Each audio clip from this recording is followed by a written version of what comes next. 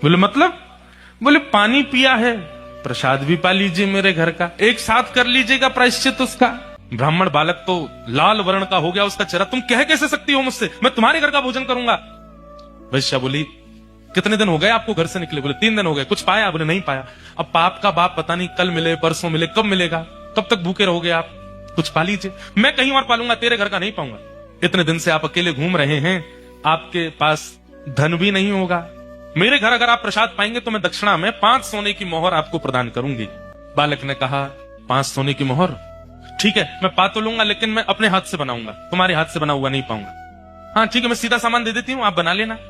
ब्राह्मण बालक जैसे ही बैठा बनाने के लिए, वैश्या आई आकर के बोली मुझे बहुत कष्ट हो रहा है, मैं देख नहीं पा रही हूँ, आप मेरे सामने बैठ के अपने हाथ से बना रहे हैं। मैं 5 की जगह 10 सोने की मोहर दक्षिणा में दे दूंगी, मुझे बनाने दीजिए ना, ये अवसर मुझे कब मिलेगा?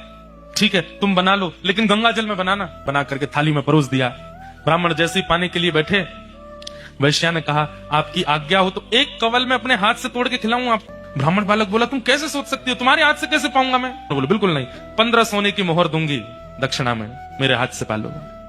ठीक है, एक कवल खिलाना, फिर बाद में मैं अपने आप खाऊंगा। बोला हाँ ठीक है। एक कवल जैसे उठा के दिया वैश्या ने, और एक हाथ घुमा करके दिया गाल पर, ताम्रवर्ण हो गया। क्या करती हो?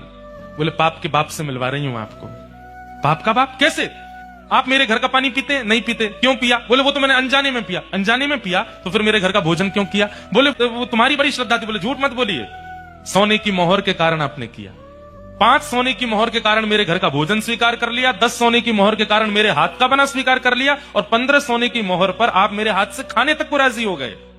अपने पिताजी को जाके बता दीजिए पाप के बाप का नाम है लोभ। एक लोभ आपसे क्या क्या करवा देता है, ये आप खुद विचार करो।